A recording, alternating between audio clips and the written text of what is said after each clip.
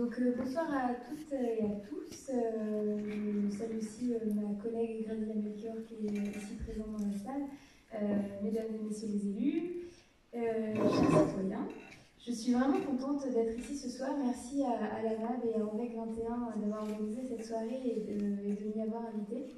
Alors, qu'est-ce que j'aimerais vous dire en quelques minutes sur cette grande loi ? Je vais essayer d'être bref parce que je préfère qu'on échange par la suite.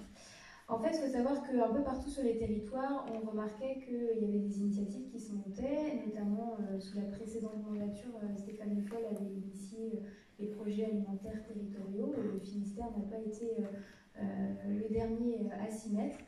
Il avait déjà bien avancé sur ce sujet-là. Et donc nous, dans la loi agriculture, on a voulu effectivement formaliser les démarches qu'il y avait ici et là sur les territoires. Donc cette loi-là était en deux parties. Une partie qui concernait vraiment dans les négociations commerciales comment redonner du revenu à l'agriculteur et renforcer ses pouvoirs de négociation avec la grande distribution et les industriels. Et une autre partie sur tout ce qui était l'accès à l'alimentation saine et une alimentation durable pour tous. Et là-dedans, on a décidé de formaliser et d'ouvrir des marchés de la restauration collective aux agriculteurs. Il faut savoir qu'en viande, par exemple, il y a 70% de la viande qui est consommée en restauration collective qui n'est pas produite en France, en fait. Donc on a vraiment remarqué lors des états généraux qu'il y avait une possibilité là pour les agriculteurs de prendre une part de marché assez conséquente.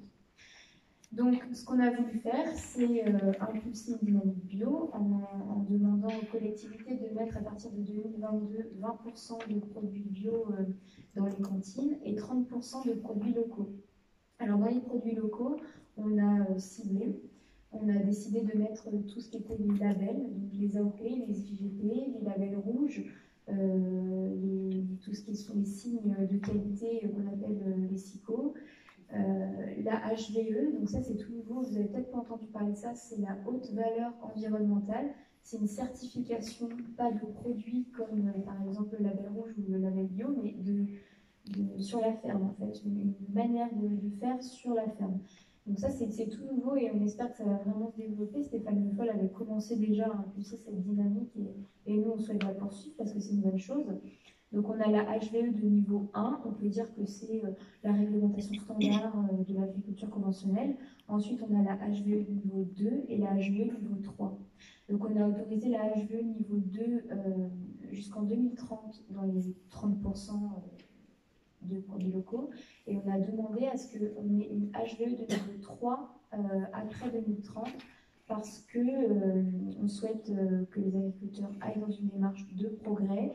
La HVE niveau 2 est un petit peu au-dessus du standard, mais on souhaite vraiment que pour ces 30% de local, ce soit de la HVE niveau 3.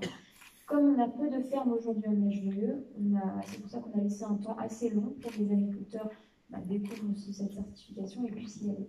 Il faut savoir que dans les 50 autres pourcents qui restent, on n'empêche en rien de faire plus de local. On n'empêche en rien à l'agriculteur qui n'a aujourd'hui pas de label ou de certification de pouvoir accéder quand même à la restauration collective. Ça, c'est un point important que je souhaitais vous exposer. Donc en 2022, on souhaite que les collectivités aient atteint cet objectif-là. Il n'y a pas de sanctions derrière. Hein. On n'a pas voulu mettre de sanctions parce que ce n'est pas l'idée. L'idée, c'est vraiment d'impulser sur les territoires cette dynamique. Ceux qui sont à 20% de bio peuvent aller au-delà. Hein. Ce n'est pas le maximum. Voilà, c'est vraiment pour impulser une dynamique, pour le mettre dans la loi et pour montrer aux agriculteurs que d'un côté, effectivement, il y a tous les mouvements citoyens qu'on peut voir qui veulent moins de pesticides, qui veulent une alimentation plus saine, etc. Ok, c'est très bien, montez en gamme, mais nous, on vous ouvre aussi un marché, celui de la restauration collective, qui aujourd'hui est difficile en fait pour les agriculteurs à atteindre. Et justement dans le Finistère, mais là je laisserai Madame la conseillère départementale en parler. Il y a le concept d'agri-local et pour l'avoir testé moi-même, je trouve que c'est vraiment une bonne chose et ça facilite l'accès à la restitution pour les producteurs.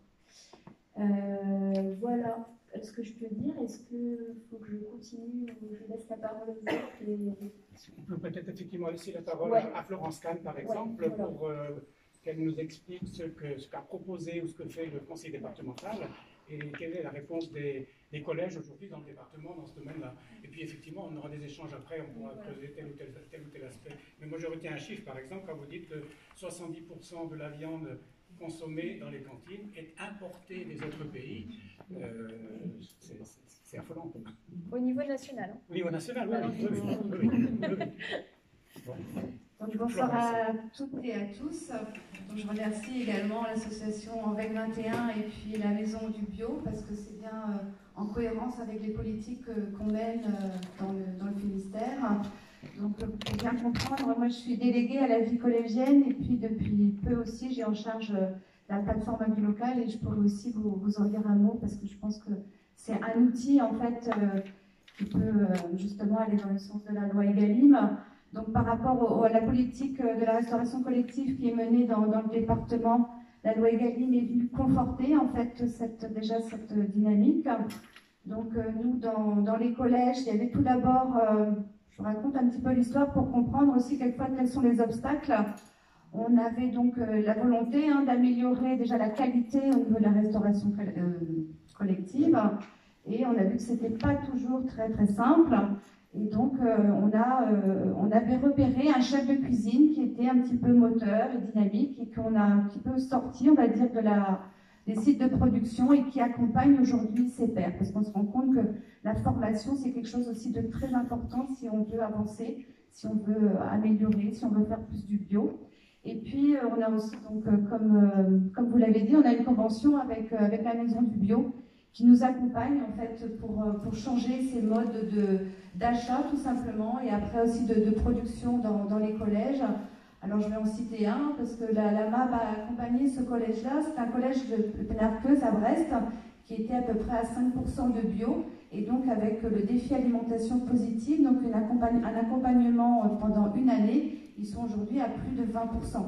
Donc il y a cet accompagnement-là, mais on voit bien aussi qu'il faut qu'il y ait aussi une volonté au sein de l'établissement. Je regarde Madame Boët qui est donc CPE au collège de Sizun. Il faut que l'équipe éducative en fait se saisisse aussi du sujet et on voit que quand tout le monde en fait est préoccupé par cette question-là, on voit que ça marche beaucoup mieux et qu'on a aussi de meilleurs résultats.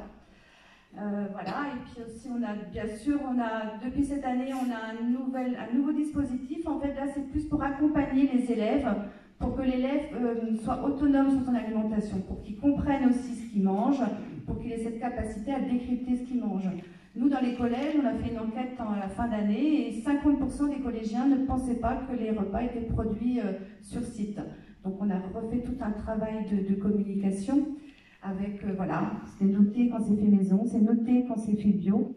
Et du coup, je vais en profiter pour vous dire un mot sur la plateforme AgriLocal. Donc, c'est un outil porté par le département, mais qui a été co-construit. Donc, ça, c'est un peu propre au Finistère. Il a été co-construit avec la MAB, avec aussi les marailleurs, avec la Chambre d'agriculture et aussi la Chambre des métiers et d'artisanat.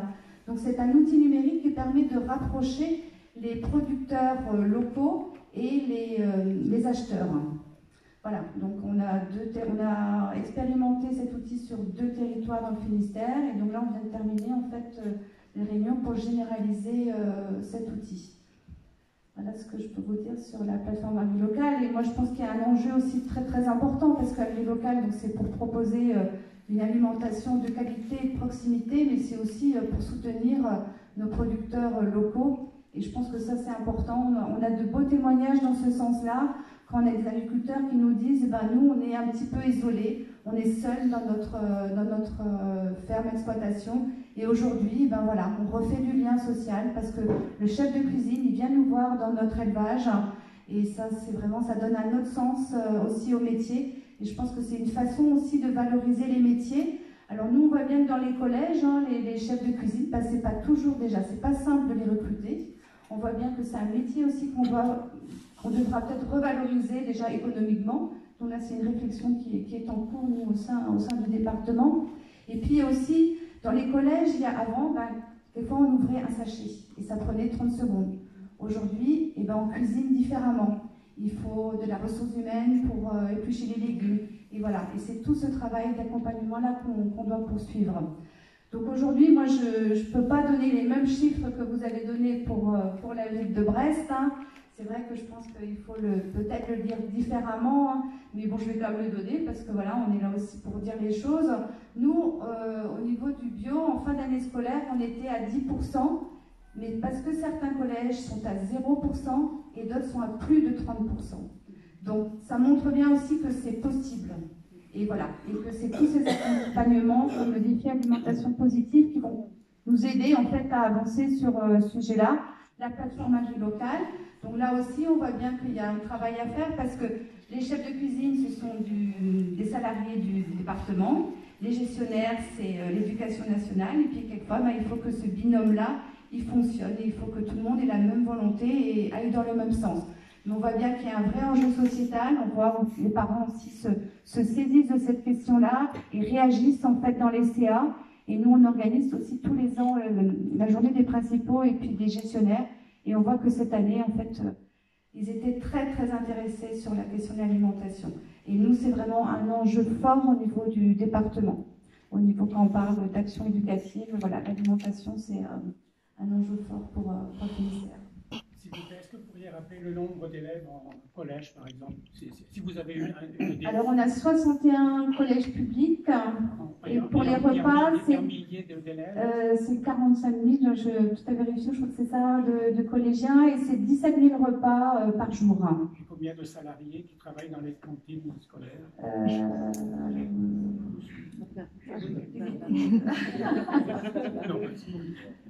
Je préfère pas vous dire parce que je n'ai pas le chiffre exact. C'est très, très important. En termes de ressources humaines, oui. Donc là, des leviers aussi. Alors c'est vrai que aujourd'hui, on arrive à une généralisation de tarifs dans tous les collèges. Donc c'est 3,09. Donc on a fait le choix d'augmenter de 10 centimes la part des denrées. J'insiste là-dessus. Donc en fait, le repas sera à 3,15 € à partir de janvier 2020 pour donner en fait, voilà, ça sera peut-être pas encore à la juste valeur de la production, mais en fait, ça permet, on voit que c'est un levier en fait pour augmenter aussi la part du bio et des circuits courts. Mais c'est tout, je pense qu'on en parlera, mais c'est une autre façon aussi de manger et puis. Je pense que voilà, Florence nous parlera aussi de la saisonnalité des produits, etc., etc. Je pense qu'il y a beaucoup de sujets.